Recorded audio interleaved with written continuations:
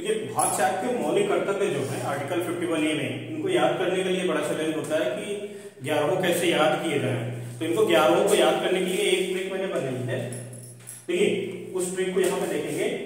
कुल कितने हैं? 11। 10 मूल में थे, एक बाद में जोड़ा गया था 86वें संविधान संशोधन 2002 से। तो अब है 11, मूल में 10 थे। 11 कहां से कहां तक है? तो भाग 4 का 4A में है और आर्टिकल 51 का 51A में है और A से लेके K तक है।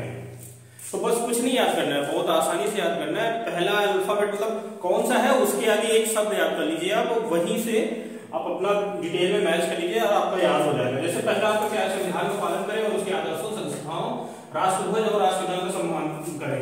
तो यहाँ पे कोड वर्ड आपको क्या मिलता है? राष्ट्रध्वज वाला, मतलब एवाइड और राष्ट्रगान का avoid anthem, A for avoid anthem.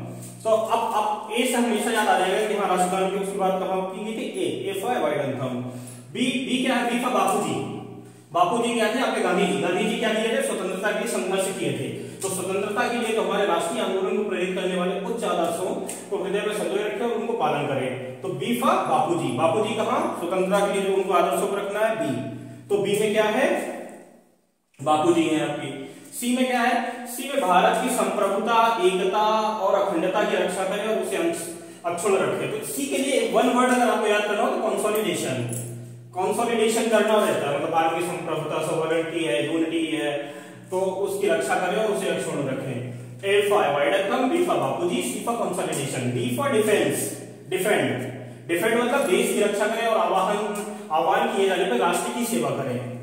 तो अब ये याद करना आसान रहेगा ना, डी फॉर डिफेंड करना है, मतलब अगर कभी पूछा जाए देश की रक्षा करें और आह्वान किए जाने का कौन सा क्रम है तो डी है, डी फॉर डिफेंड।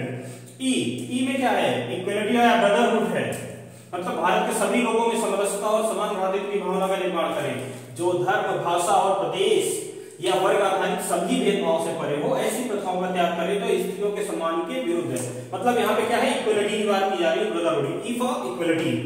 ठीक, अब इतना याद करना आसान हो गया। ई तक अगला क्या है आपका? अगला कल्चर, मतलब फोर्ट, किले। एफ का फोर्ट किस में आते हैं? आपके आर्ट एंड कल्चर में आते हैं ना। तो हमारी संस्कृति, गौरवशाली परंपरा का महत्व समझे और उसका परिरक्षण करें। तो एफ के लिए कोड वर्ड आप याद करेंगे फोर्ट कल्चर। अब अगला क्या है? जी फॉर ग्रीन। ग्रीन क्या रहता है? हरा हरा क्या है आपका? एनवायरमेंट है, आपका पर्यावरण, मतलब प्राकृतिक पर्यावरण की, जिसके अंतर्गत वन, झील, नदी और वन्य जीव है रक्षा करें और उसका संवर्धन करें तथा प्राणी मात्र के लिए दया भाव रखें। तो कभी भी अगर आपको याद करना रहे कि हाँ पर्यावरण वाला किसमें है? पर्यावरण क्या होता है? ग्रीन होता है, जी में है। फोर्ट कल्चर वाला कल्चर किसमें है? अगर आपका कल्चर पूछ रहा है, कल्चर एफ होता है, एफ से। और राष्ट्र के लिए सेवा करें, डिफेंड वाला कहां पे है? Defend, D. तो आपको वो डी में आ जाएगा। कंसोलिडेशन, भारत की अक्षुण्णता और एकता का, अखंडता की रक्षा कहां पे? सी। कंसोलिडेशन आ जाता है। बी स्वतंत्रता के आंदोलन, बापूजी हैं आपके। ठीक, अगला और एच में देखें। एच में क्या किया गया? वैज्ञानिक दृष्टिकोण, मानववाद और ज्ञानार्जन तथा सुधार की भावना का विस्तार करें, मतलब ह्यूमनिज्म, साइंस और ह्यूमनिज्म की बात की जा रही है। एच तो एच फॉर ह्यूमनिज्म। अगला आई, सार्वजनिक संपत्ति को सुरक्षित रखें और हिंसा से दूर रखें। इसका कोड वर्ड क्या है? हिंसा, मतलब वायलेंस। आई फॉर वायलेंस, हिंसा से दूर रख रहा है। जे क्या कहता है? व्यक्तिगत और सामूहिक गतिविधियों के सभी क्षेत्रों में उत्कर्ष की ओर बढ़ने का सतत प्रयास करें, मतलब सभी क्षेत्र। जैक ऑफ ऑल, जीनियस बनना है जी, J for jack of all. और अगला आपका चौथा क्या है? 6 से 14 वर्ष तक की उम्र के अपने बच्चों को शिक्षा के अवसर उपलब्ध कराना, मतलब किसके लिए? किड्स के लिए, के फॉर किड्स।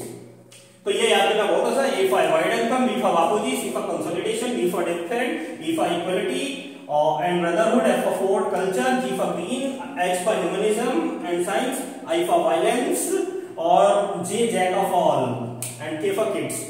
तो इस तरह से आप एक कोड बना के आप मौलिक कर्तव्य को बहुत आसानी से दिमाग में अपने रख सकते हैं और याद कर सकते हैं। आज के लिए बस इतना ही। Thank you.